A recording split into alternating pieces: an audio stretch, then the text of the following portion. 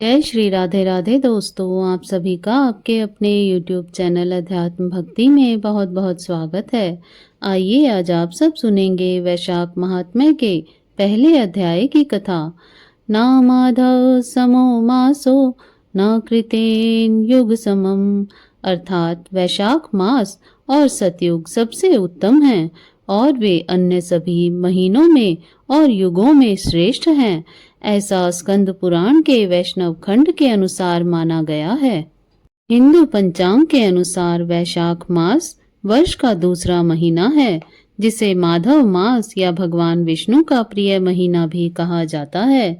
यह महीना विशेष रूप से धार्मिक और आध्यात्मिक रूप से महत्वपूर्ण और पवित्र माना गया है। वर्ष 2025 में वैशाख मास 14 अप्रैल से शुरू होकर के 13 मई 2025 तक रहेगा। विशाखा नक्षत्र से संबंधित होने के कारण इस महीने को वैशाख कहा जाता है। स्कंद पुराण में वैशाख माह को पुण्यार्जन मास के गुण बताते हुए इसे माधव मास कहा गया है, जो कि भगवान कृष्ण का ही एक नाम होता है। विशाखा नक्षत्र के स्वामी देव गुरु बृहस्पति हैं और देवता इंद्र भी हैं। इसी कारण इस पूरे महीने में स्नान, दान और पूजा पाठ करने का विशेष विधान है।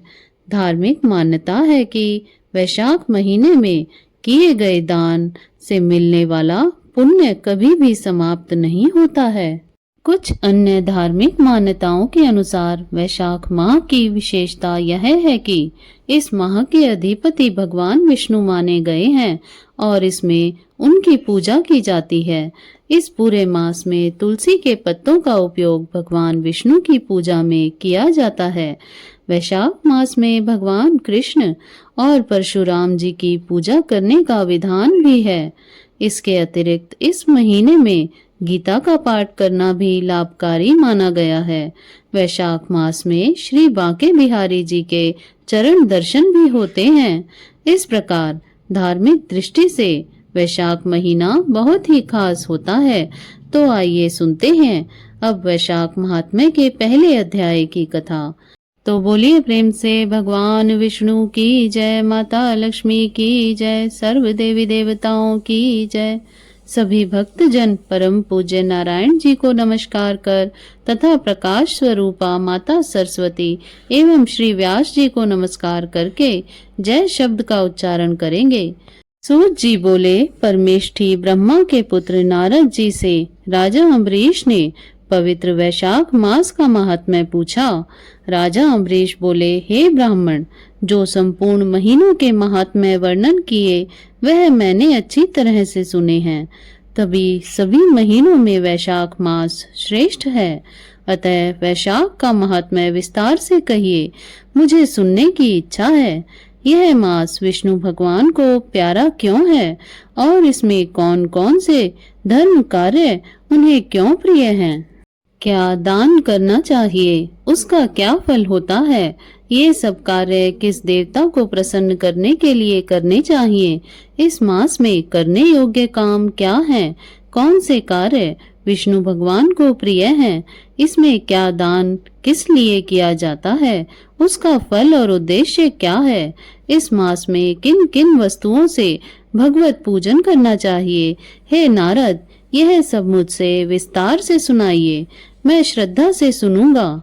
नारद जी बोले, हे राजन, सभी महीनों का महात्म्य पहले विष्णु जी ने लक्ष्मी जी से किया था, जो मुझसे ब्रह्मा जी ने कहा है। सब महीनों में कार्तिक, माघ और वैशाख मास श्रेष्ठ हैं। इन्हीं तीनों में भी वैशाख मास सबसे श्रेष्ठ माना गया है। यह महीना माता के समान सब जीवों को अभीष्ट फल देने वाला है। इस महीने में दान, यज्ञ, व्रत और स्नान करने से सब पापों का नाश हो जाता है। यह महीना धर्म, कर्म, यज्ञ और तप का सार है। इसकी देवता भी प्रशंसा करते हैं। यह मास विद्याओं में वेद विद्या के समान है। मंत्रों में प्रणव, वृक्षों में कल्प वृक्ष, गौओं में कामधेनु, नागों में शेष नाग, पक्षियों में गरुड़ के समान है। देवों में विष्णु, वर्णों में ब्राह्मण, प्रिय वस्तुओं में प्राण और मित्रों में भार्या के समान है। नदियों में गंगा के समान, तेजस्वियों में सूर्य और शास्त्रों में चक्र के समान, धातुओं में स्वर्ण, वैष्णवों में शिवजी के समान, रत्नों में कौस्तुभ मणि तुल्य धर्म के लिए सबसे उत्तम मास है। इस मास के समान विष्णु भक्ति उत्पन्न करने वाला और कोई महीना नहीं है। मेष की संक्रांति वैशाख मास में सूर्य उदय से पहले जो मनुष्य स्नान करता है उसमें विष्णु भगवान लक्ष्मी जी सहित अत्यंत प्रसन्न होते हैं। जैसे अन्न से सब प्राणी प्रसन्न होते हैं, वैसे ही वैशाख स्नान से निस्संदेह विष्णु भगवान प्रसन्न होते हैं। वैशाख स्नान करने वाले मनुष्य और जो उनका उन्मोदन करता है वह भी सब पापों से छूटकर विष्णु लोक को जाता है। मेष राशि के सूर्य में वैशाख मास में प्रातः काल एक बार भी स्नान कर जो मनुष्य आहनिक करता है वह महापापों से छूटकर विष्णु लोक पाता है।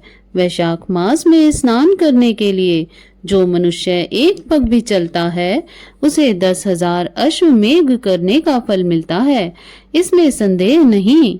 या एकाग्रचित हो जो ऐसा संकल्प भी करता है उसे भी निस्संदेह 100 यज्ञ का पुण्य मिलता है।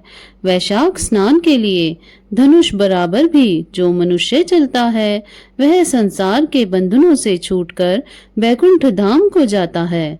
ब्रह्मांड भर में तीनों लोकों में जितने तीर्थ हैं, हे राजेंद्र, वे सब नगर के बाहर थोड़े से जल में भी रहते हैं। अर्थात वैशाख मास में स्नान के लिए किसी भी तीर्थ में ना जा सके तो नगर के बाहर किसी जलाशय में स्नान करना चाहिए। यम की आज्ञा से शास्त्रों में लिखे पाप उसी समय तक गरजते हैं जब तक मनुष्य वैशाख स्नान नहीं करता।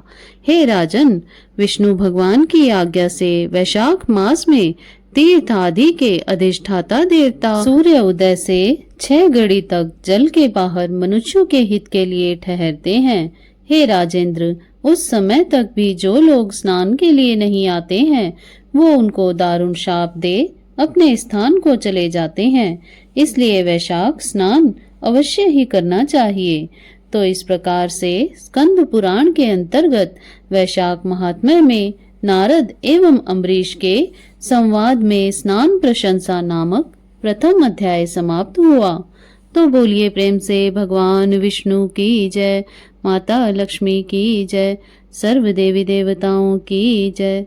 इस प्रकार से ज्ञानवर्धक जानकारियां प्राप्त करते रहने के लिए, व्रत पूजा आदि के बारे में जानने के लिए तथा कथा को श्रवण करने के लिए यदि आप चैनल पर पहली बार आए हैं तो चैनल को सब्सक्राइब कर लें ताकि आने वाली वीडियो की नोटिफिकेशन आपको समय से मिलती रहे। वीडियो को लाइक करें, शेयर करें। सुखी रहें, स्वस्थ रहें। जय श्री राधे राधे। धन्यवाद।